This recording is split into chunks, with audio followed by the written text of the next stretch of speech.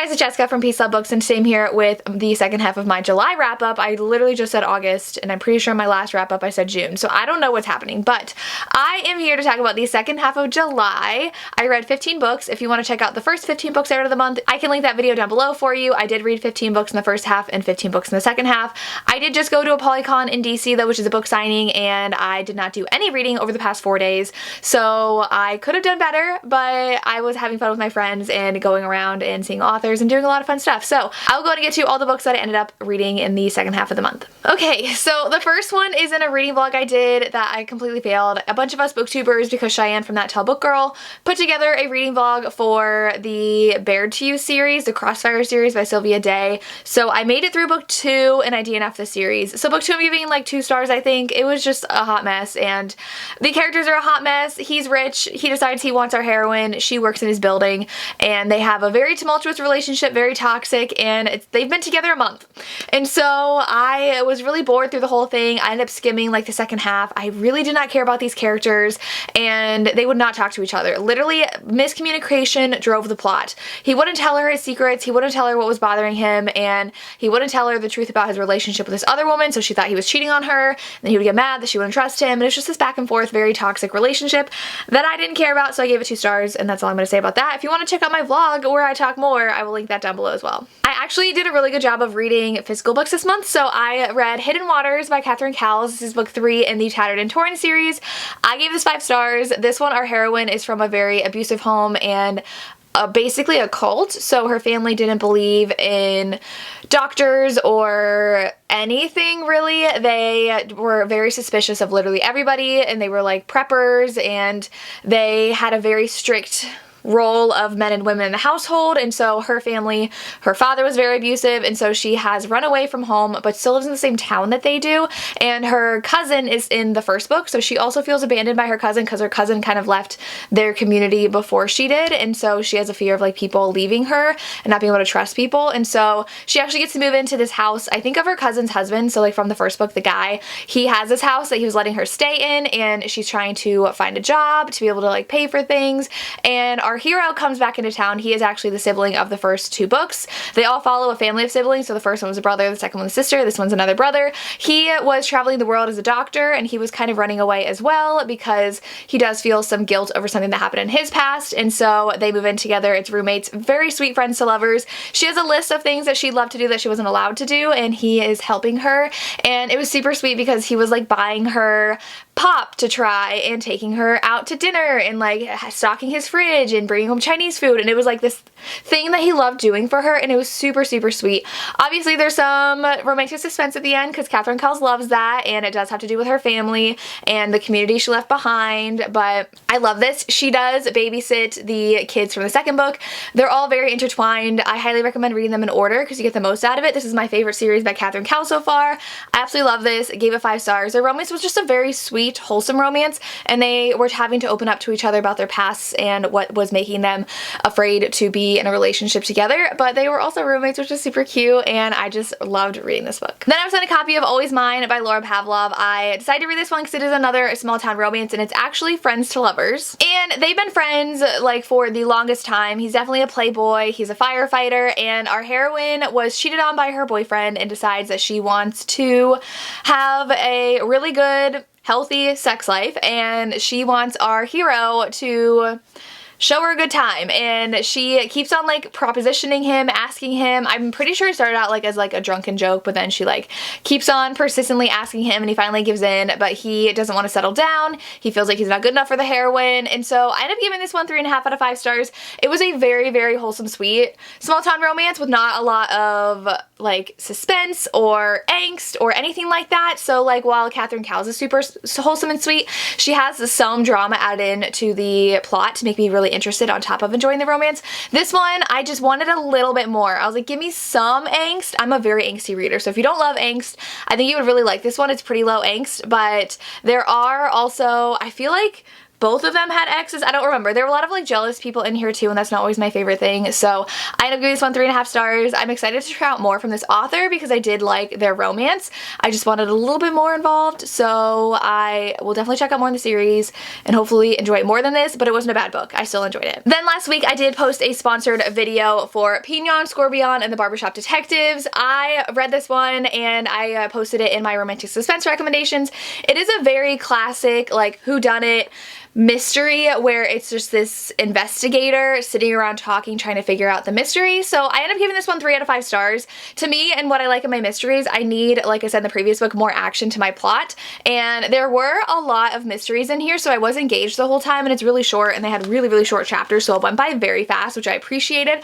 But I needed more suspense to my mysteries. This one was just like straight up more along the lines of like, I don't know if I would say cozy mystery, but it was just very low stakes. Like the whole mystery was revolving around who someone's real dad was, and then it mixed in like these 3 other mysteries that you were trying to solve until it all came full circle and revealed like who the real father of this person was, which I feel like was a little too slow for my taste, and I wanted a little bit more like shock and suspense in here to keep my interest. So that's why I gave it 3 out of 5 stars. I still enjoyed following each of the mysteries, seeing who was responsible for each crime, and we got to see some flashbacks like of those people and then come back to the barbershop where they're all sitting around talking. But like sitting around talking books are not my favorite, so for me personally I give this one 3 out of 5 stars. Then I read Reckless Memories by Catherine Cowles. This is the first book in her series, the Wrecked series, I think, yes. And so I gave this one 4.5 out of 5 stars. I really, really like this one. This I listened to on audio. I listened to the box set. So for 1 credit, I got the first 3 books in the series. Highly recommend going that route because you get 3 books for 1. And this is a kind of forbidden romance. I think I talked about this in my forbidden romance recommendation video I posted on Monday. In the beginning, she is going out with her sister and her sister's boyfriend. She's super close with her older sister's boyfriend, and she kind of has a small crush on him, but they end up going out together and getting into a car accident, and the sister dies. The boyfriend cannot deal, and so he basically like ups and leaves immediately and doesn't come back for 10 years. He's off in California. He has all these restaurants. He's doing really well, and she's still on their island where they have a small town, and she is actually helping run the restaurant that his family owns. And so she is really turning it around, but it's still struggling, and so the family asks him to come back without telling her and help revitalize the restaurant, and he shows up. She's so angry when he shows up because he really just abandoned her. She didn't know the full context though of what her family said to him to make him run away, but they start just going through everything that had happened to them and falling for each other while trying to make this restaurant successful.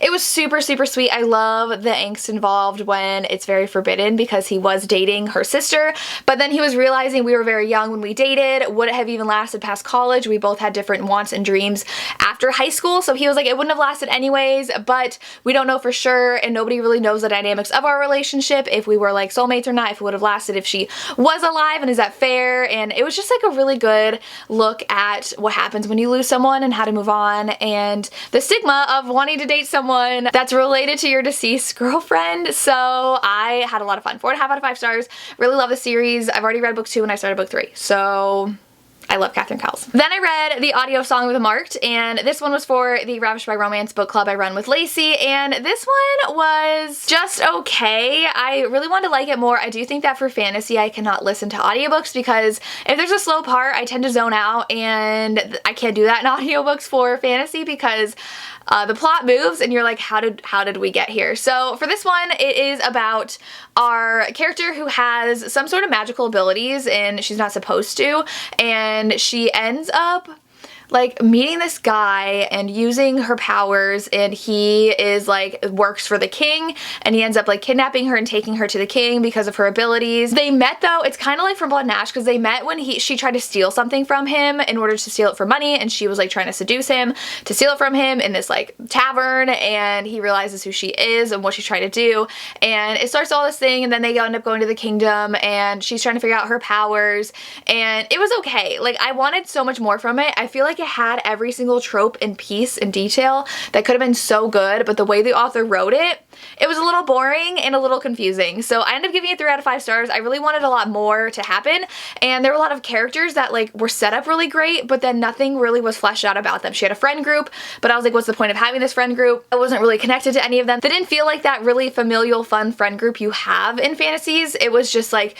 they were there for her to travel with, and then they were gone and she was somewhere else, and I was like, they were all set up so well and they had all the components and they just were not executed the way that I really wanted them to be. So the romance itself also was just okay. I wasn't a huge fan of it. It was pretty slow burn and it kind of happened out of nowhere. So I wanted them to love this one. It just didn't work out for me. So I gave it 3 out of 5 stars. Then I listened to the audio of Search and Rescue. This one is an Audible exclusive and it was a novella, and I was loving the beginning. So I, if you don't know, am obsessed with like climbing, especially like Mount Everest climbing or like free climbing. I've watched a bunch of documentaries about it. I find it so fascinating that people do that. And so this one follows a really famous free solo climber. So he'll just like climb a mountain with no ropes or anything. And our heroine is a paramedic at a park. She's kind of like a park ranger, but she's a paramedic there. And so she is like called in if like someone gets hurt, she'll go and help them until like they can get them to a hospital. And so in this one, she hears that he is climbing in her park or in her area,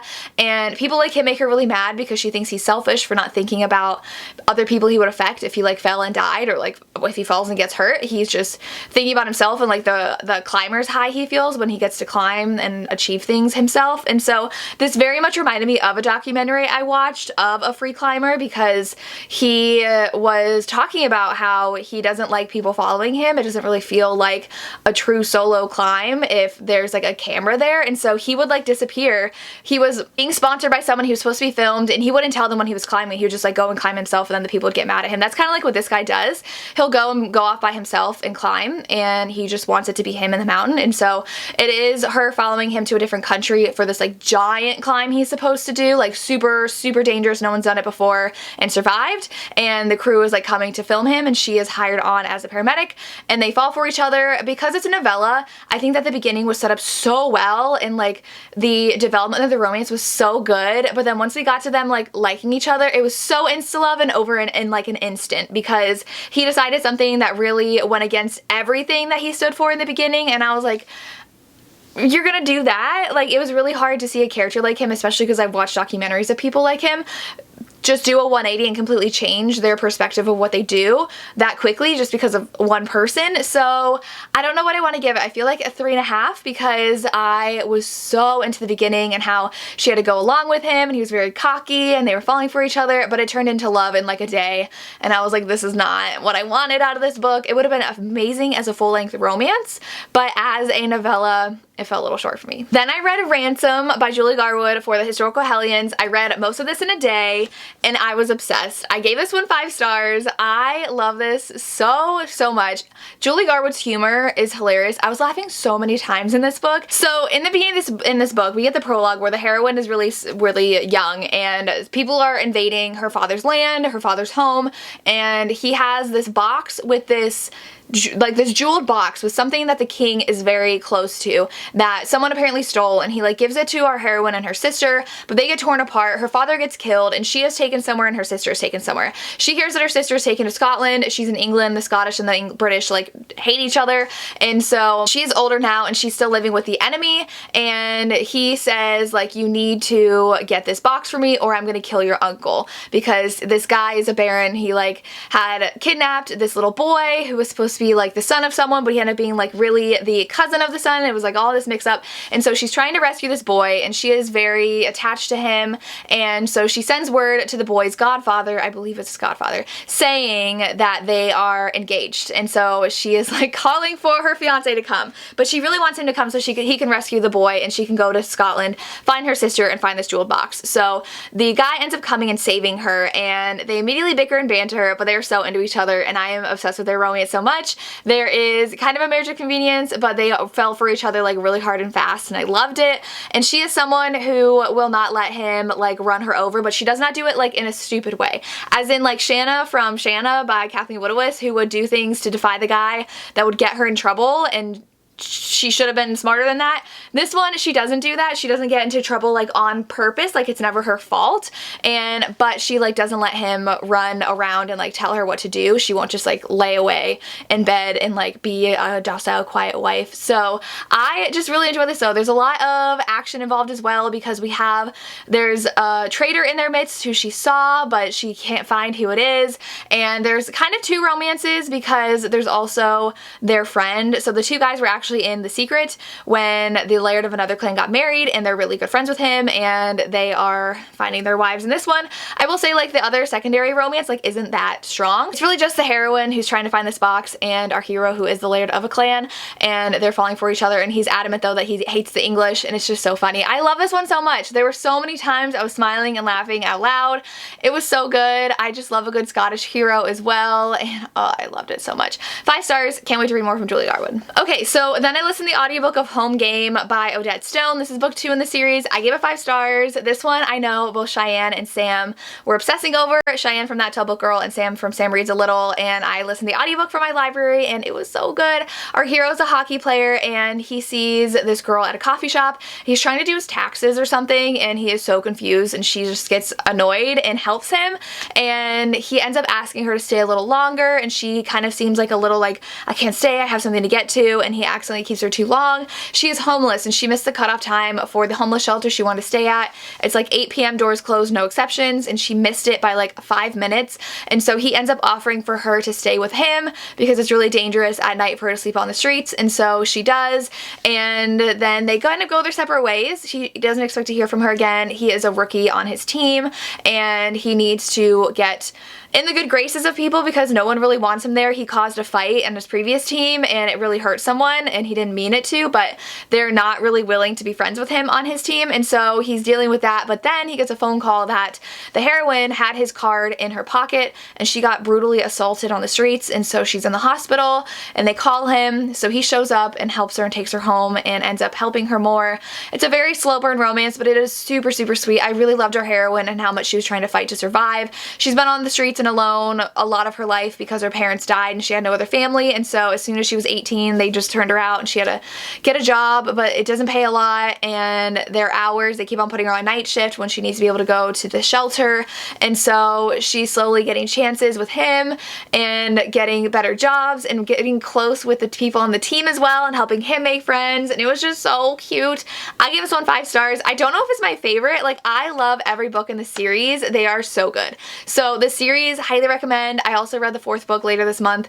Amazing. Then I read Still King by Devney Perry for our read along we're doing. I'm doing this read along with Tori from Live a Novel Life and Sam from Sam Reads a Little. We read the first 2 already, and this is a MC romance, so it's really a disbanded MC. Our heroine is a journalist in town. She was a like news anchor, but she wanted a small town life, so she's working for her newspaper her father owns in town, and she wants to get to the bottom of the MC that had disbanded that's there, and lo and behold, there is a murder, and the old president is accused of doing the murder. So she is like all up in the cops' business and all up in the investigation, and the son of the guy who is arrested is really angry. She's digging around where she shouldn't because he knows his father didn't do it. It's their romance, and of course they are not trusting of one another. They hate each other, but they have really good chemistry and a really good time together, and so they keep on hooking up even though they are on kind of opposite sides of this investigation, and they're trying to get into what had happened. There are secrets. People get kidnapped. It was a lot of fun. I gave it 4 to 5 stars. There is that conflict at the end where it's like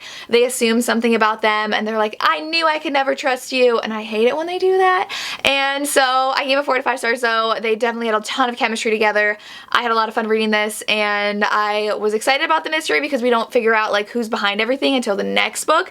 So this definitely left you on a cliffhanger and kept you guessing, but I enjoyed the romance. I enjoyed our heroine, how she really wanted to make a difference in the small town and was not gonna let big bad bikers scare her away. Then, like literally right after I downloaded the audio of Riven Knight, it was part of the, I forget what it's called, but like if you download the ebook, then you get the audio for $7, so that's what I did. This one is actually the heroine whose mother was murdered in the first book, and then the hero is a guy who works in the car shop that the MC owns. He was arrested and got out of prison, and that's really the only job he could find, and they have a marriage of convenience because of something that happened in the previous book, and so it is super cute watching them try to act like they're in love.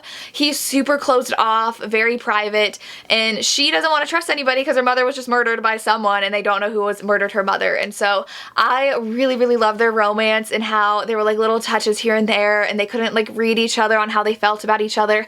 So she jumped to some conclusions and she was like, you always like cringe when you kiss me, and he's like, no, I'm holding myself back because I really like kissing you. And it was super cute, and there's still that mystery going along, but I really liked it. We saw a lot of the other couples as well in this one.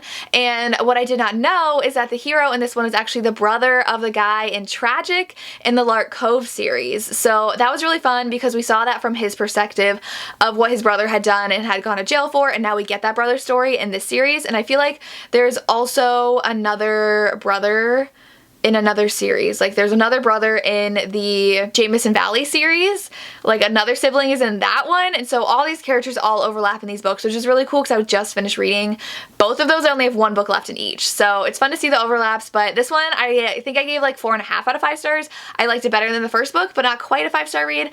I just really love how sweet their romance was and how they were trying to track down like who actually did stuff, and I do think I didn't love who the actual villain was. I was a little disappointed in that, but overall it was a really great book. The next 2 books I read were for my member exclusive reading vlog. My members choose 2 books for me to read each month. I read them and do a vlog for them. So the first one was My Killer Vacation.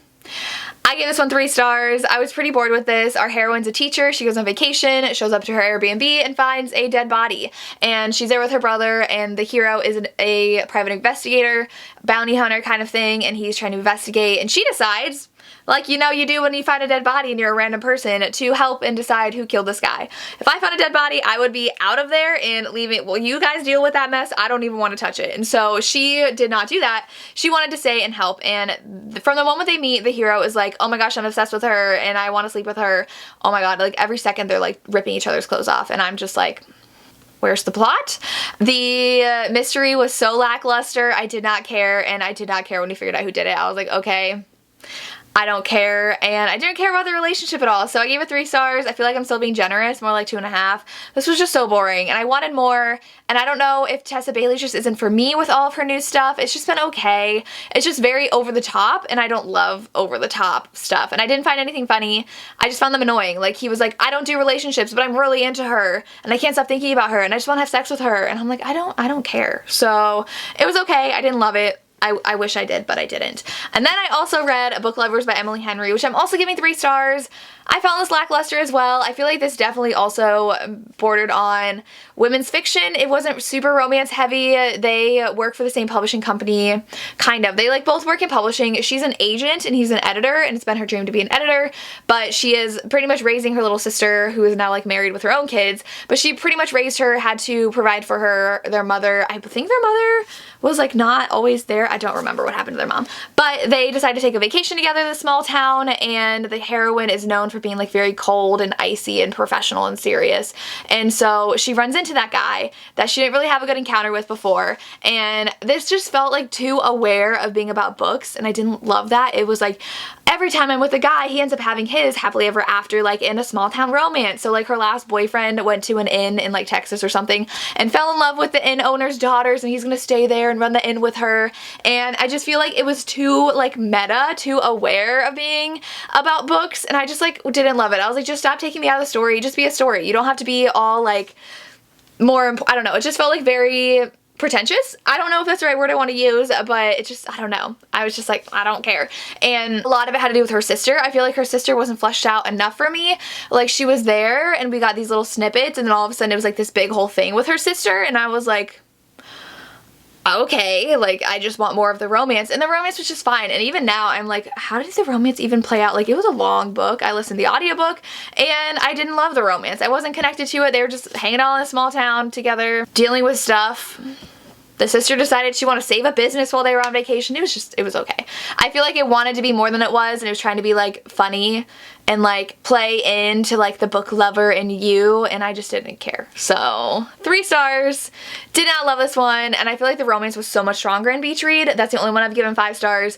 I think I've given now her other 2 3. They were just like, they're just okay. So the last 2 books I read them both in a day because I was listening to my audiobooks on my 6.5 hour drive to DC. So the first one I read was High Risk Rookie by Odette Stone. I give this one 5 stars. Our heroine is an agent, and she is trying to get this new rookie who was playing in Europe to try out for the team that the entire books have taken place for so far. So she tracks him down to Mexico where he's surfing with friends, and they accidentally take drugged shots that their friend bought, and they took him and they had a wild night together and ended up getting married, which they didn't know. And so she needs to keep it on the down low because she wants to keep her reputation as a really good agent. She is trying to get on like the Forbes 50 best agents or something. I don't know. She is very ambitious. And so she ends up trying to keep it down low and trying to get him a spot on the team. And of course they start really liking each other and then seeing each other while she's his agent, while she's trying to get him out of his other agent and still like representing him. And so it's really good. He's trying to really get into the team, but there's 2 spots and there's like 30 guys trying out. So he goes to camp and someone's sabotaging him though. So I will say this one, and I guess all of them, have had kind of like mustache twirly, kind of over the top villains, but I like a little suspense in my romances, so I really enjoyed this one. And I just love their dynamic so much and how he really fell for her and was very protective of her as a female in a male-dominated industry. Like if the guy started making fun of her or saying things about her inappropriately, he got mad and he was like, don't you dare talk about her. And he was trying to like deal with his problem of someone sabotaging him without getting too much attention on himself because he didn't want to get in trouble. I gave it 5 stars. And then the last one I read was Locked Up Liars by Elle Thorpe. I read this because of Lacey from Lacey Book Lovers. My library had the audio. It's reverse harem. I feel like with a lot of reverse harem series, this was just the beginning. So she didn't really have that fleshed out of a romance with all 3 guys. She really just explored one, and she's gonna hopefully have more with others. So she ends up seeing her sister's ex at a bar, and she has always had a crush on him. And so they get talking. They go home together. Nothing happens, but they just like drink and talk. And he ends up crashing at her place. He wakes up, finds her sister with her neck slit in bed. And so he's trying to like resuscitate her. It's not working. The like live sister comes in and she's like, what did you do? And he's like, well, I'm trying to save her. Like, call 911. What's happening? And so she starts talking to the police and they arrest him for the murder, even though he didn't do it. And so he goes to jail. And so then our heroine is like, oh my god, but there's no way he did it. Like, there's no way. And even though like she had jumped to conclusions before and now she feels guilty he's in jail, so she's trying to get him out of jail. So she visits him, and so she has 3 love interests: the guy in jail who did not kill her sister that they think they did, one of the security guards, and then the lawyer. And so her romance with the lawyer progressed a lot more than all the other ones because he's the only one that's like out, but then she gets a job teaching in the jail so she can visit him and get close to him, the guy in jail, and figure out who did it. And so we're slowly trying to figure out who ended up doing it. Things go from there. There was a crazy cliffhanger and I'm like, how the heck are they gonna get out of this? But I had so much fun listening to it. I think I'm gonna give it 4 because I wanted a little bit more from the romance with the other guys, but I'm super intrigued and I cannot wait to continue on in the series. And those are all the books that I read in the second half of the month. Let me know if you've read any of these or what your favorite book of the month was. I would love to hear, and that's all I have. As always, thank you so much for watching and have a good day. Bye.